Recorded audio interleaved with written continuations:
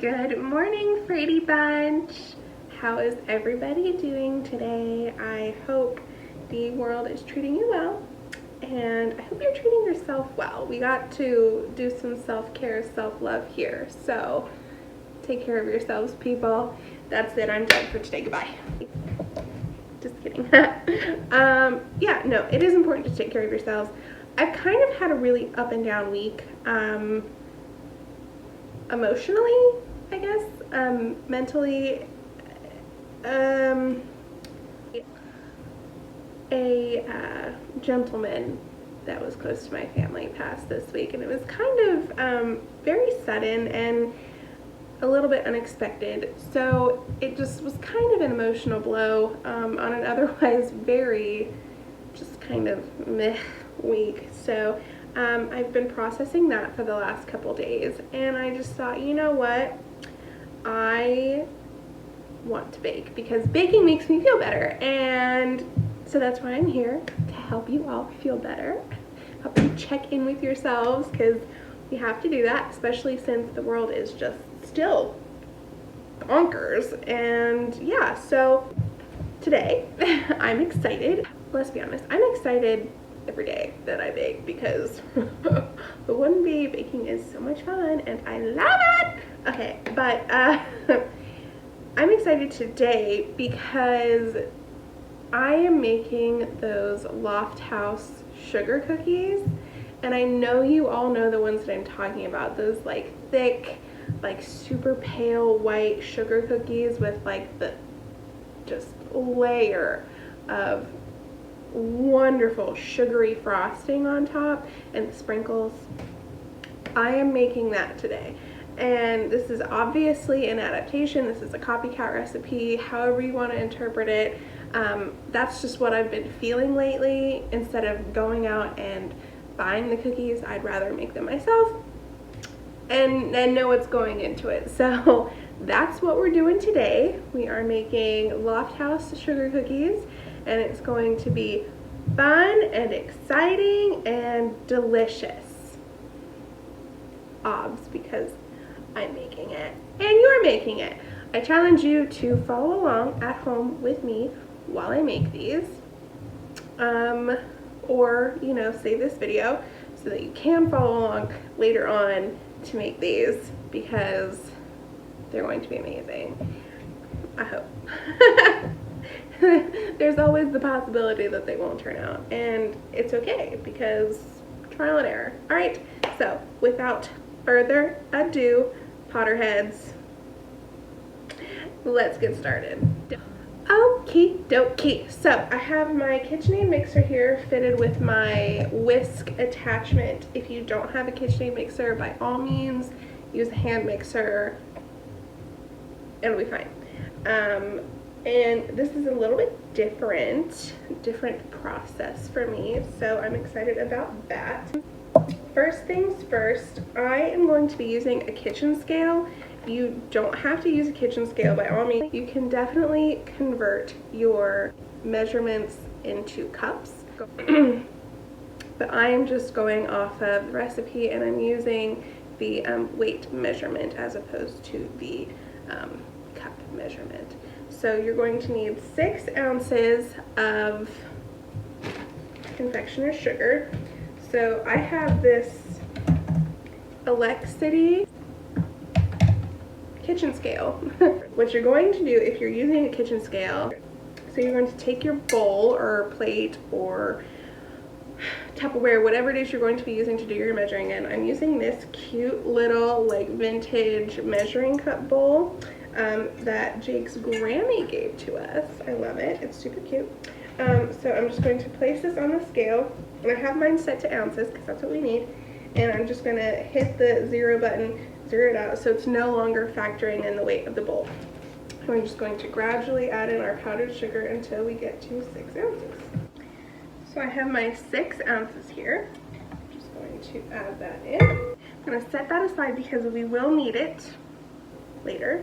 Okay, so to this we're going to add 4 ounces of, ooh, can you see it, margarine. I don't usually cook with margarine. It's just not something that I use. I prefer to use real butter. However, for taste purposes and texture purposes, you're going to want to use margarine. If you don't have it on hand and you don't feel like buying it specifically for this recipe, by all means substitute this with 4 ounces of butter. I realize I'm only holding up like 4 tablespoons, which is 2 ounces. I just cut the stick in half just to make it easier for the mixing. And you're also going to need 4 ounces of butter. So we're just going to cream these together until they're nice and light and fluffy. While that is mixing, I want to go ahead and get my cake flour ready. So I have Swan's Down cake flour. We're going to need 13 ounces of cake flour. So again, have my kitchen scale in front of me, zeroed out with the weight of the bowl, and just measure out 13 ounces of cake flour. Cake flour ready to go. We're just going to set this aside until we need it. This is good to go.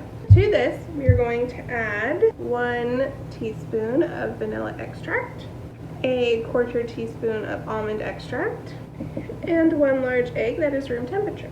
Mix this on medium speed. Disclaimer, if you don't want your cookies to be just like slightly off color, use clear vanilla extract or vanilla flavoring, and that'll help keep them that nice white color. Now we need 2 teaspoons of cornstarch, 1 teaspoon of baking soda, 1/2 teaspoon of baking powder, 1 teaspoon of cream of tartar, and a 1/4 teaspoon salt.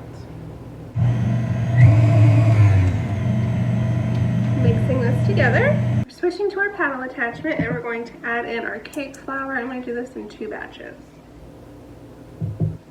Alright, so there's our dough. This is going to be covered with plastic wrap and put in the refrigerator. I'm doing the dough as a whole, but you can absolutely scoop the dough out with a medium-sized cookie scoop and put them on a parchment or slip mat lined baking sheet and refrigerate it that way. I'm just going to do it this way because I think it'll be easier to handle because this is pretty sticky right now. So I'm going to cover this up, put it in the fridge, and I will see you in 2 hours.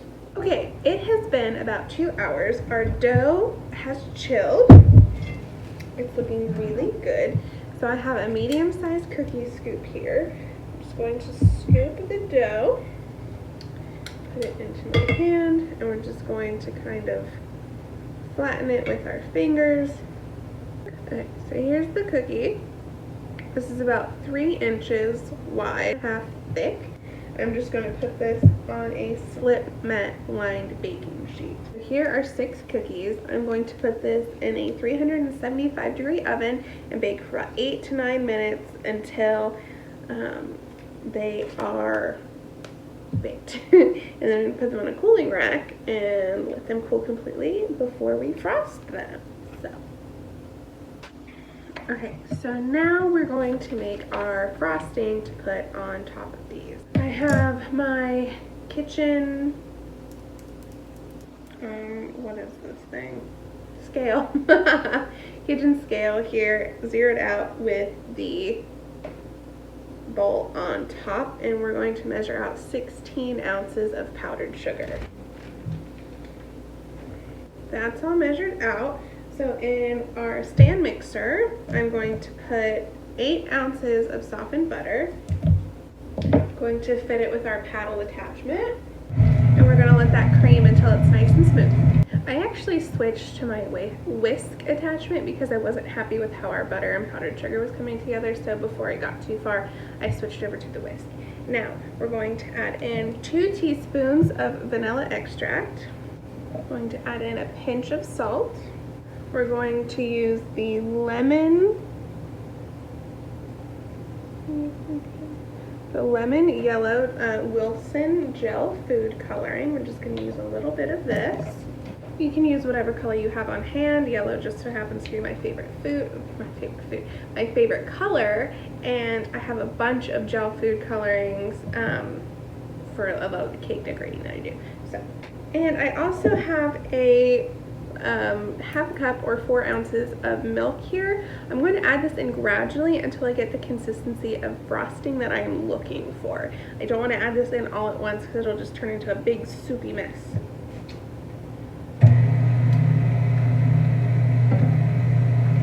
So there is our frosting. It's nice and beautiful and yellow.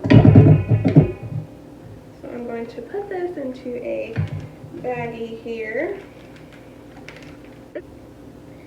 This is from the first batch, okay, that I baked, and this is from the second batch. There's a bit of a size difference. I saw how big these were when they baked, and I was like, oh yeah, I need to cut that down. But I do like a nice big cookie, so I'm going to start with this one. And this has cooled completely, so I'm just going to take our makeshift piping bag because I'm currently out. I'm just going to pipe our frosting on, make it look nice and pretty. And I have an offset spatula here because this does not look good, so we're just going to smooth this out. Sprinkles. So I'm going to pour some into the cap here and just sprinkle on top. Whoa, look at that. Doesn't that look like a nice Lofthouse sugar cookie? All right, taste testing time. I'm sure the frosting will set up as they set out and harden similar to the Lofthouse, but I can't wait, so we're just gonna, oh my god. Ooh! Oh honey, wow. This is the perfect, like, pre-lunch dessert, you know? It's so good. Like, the cookie, here's your little cross shot. So, look at the crumb, look at the nice structure that we've got going on in there. And the frosting is nice and soft, luxurious. And the cookie itself is really soft, it's nice and cakey. It has the same taste, like, because we put that almond extract in there, it has that nice, like, well-rounded, like, vanilla-y, almondy kind of flavor to it. So good. Because these ones are bigger, I had to bake them a little bit longer, so they're not as soft as the regular Lofthouse cookies, but I have a feeling that those smaller ones are going to be on point, Oh my gosh. This is huge. I'm probably not going to finish it all in one setting. Or maybe I will. I don't know. YOLO, I guess. But thank you all so much for watching. I appreciate it more than you will ever know. I hope you all have a wonderful, wonderful day. Continue to take care of yourselves. Make something that brings happiness to your life. And I will see you all next time.